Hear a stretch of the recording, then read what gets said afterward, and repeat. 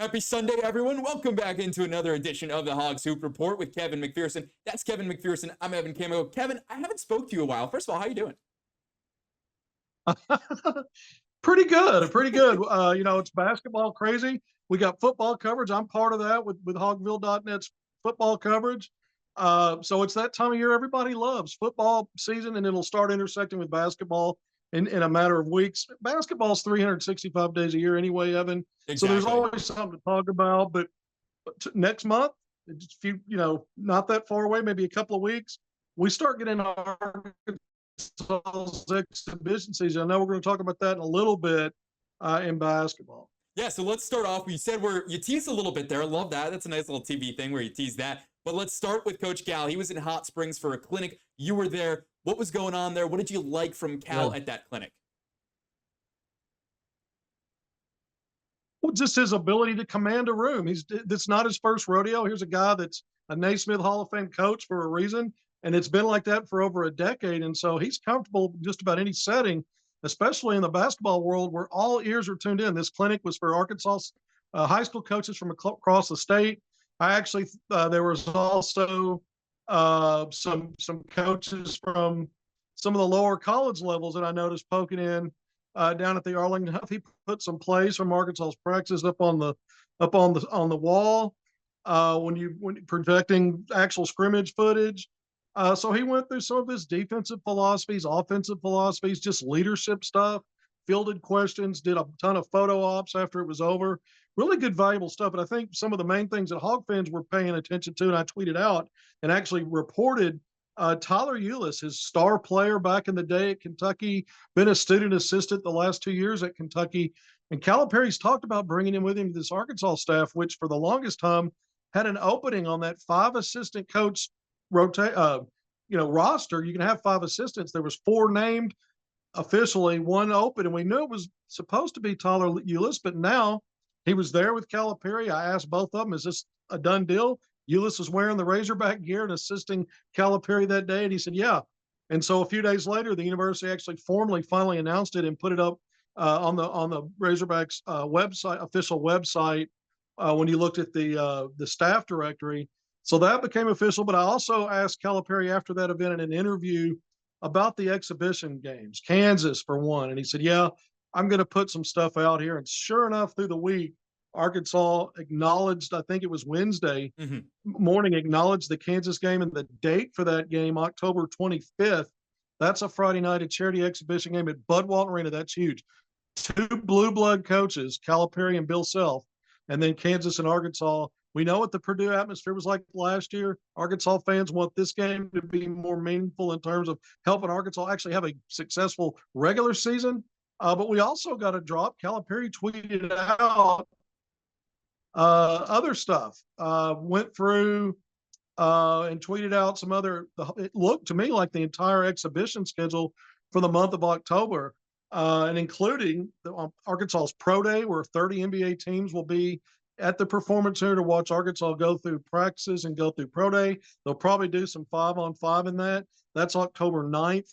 Then you move just a few days later, instead of having a traditional red-white game in Fayetteville, whether it was at Bud Walton Arena or Barnhill, where Eric Patrick Melsman put it, Arkansas's got 2 what they're calling tip-off event tour, 2 games on back-to-back days. The first in Hot Springs on Saturday, October 12th.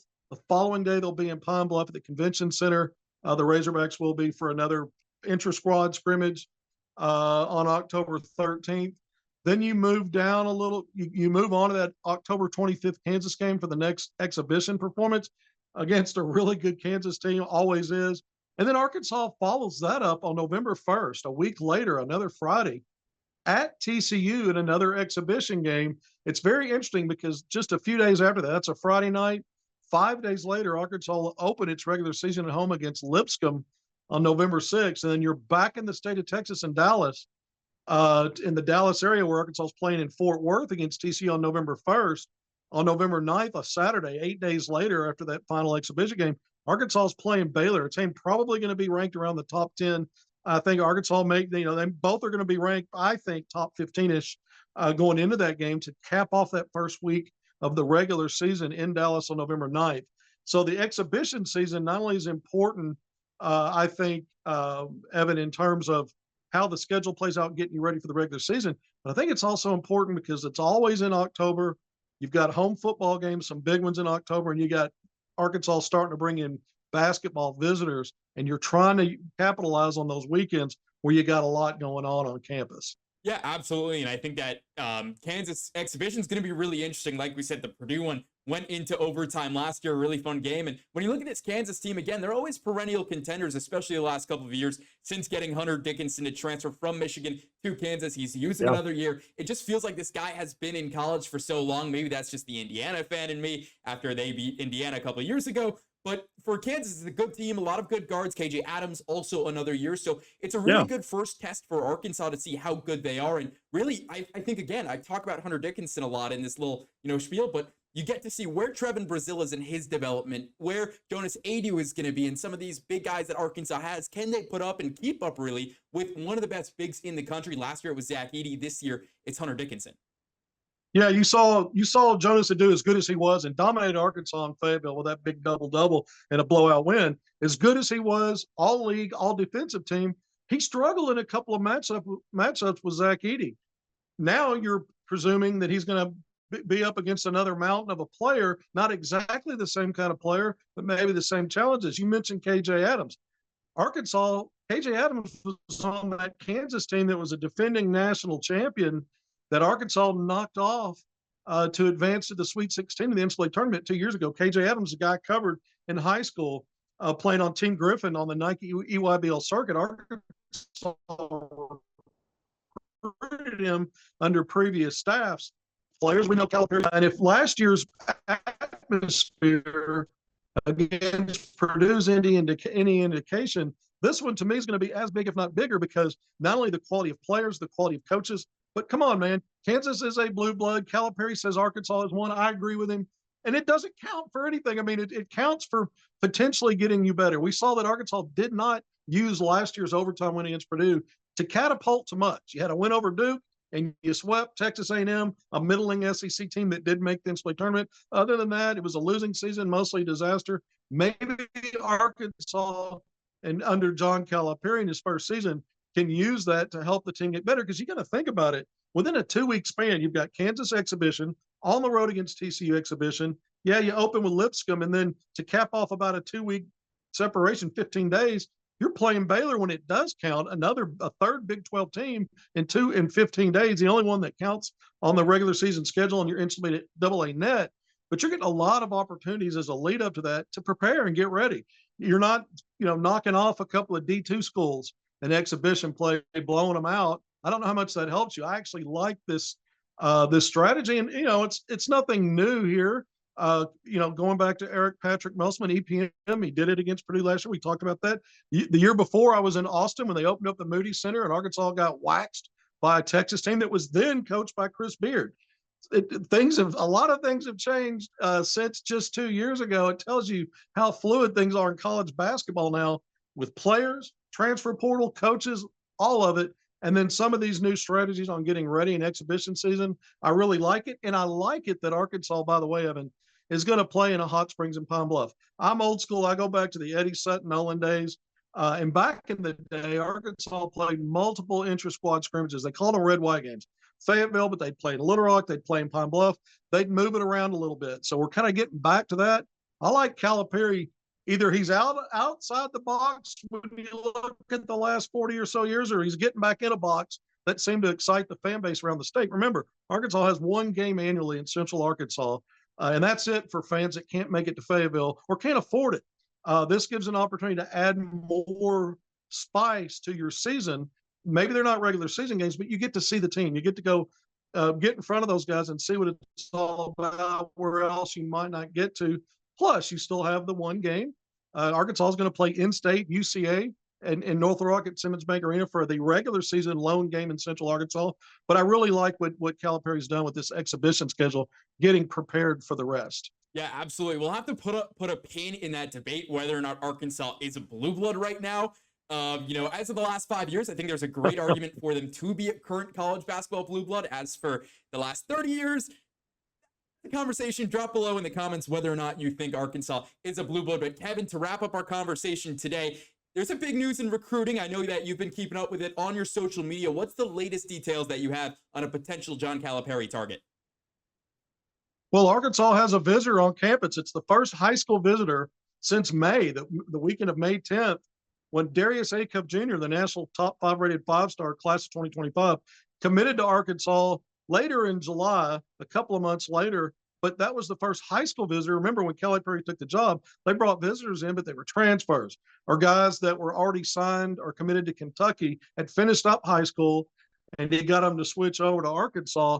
But now you've got another high school visitor, again, the second one since May 10th, and the first one since then, and second overall. And Mika Murnin, a 6'10", pushing 6'11", stretch 4 combo forward. Just a very highly skilled guy from Finland, 17-year-old on the Finnish national team. But here's a couple of interesting things. He's already taken visits to Utah and to Michigan. Arkansas was this weekend. I tweeted out photos and different content he put on his Instagram account that he's on campus. Also set up for Duke next weekend. Those are the only 4 visits we know about right now.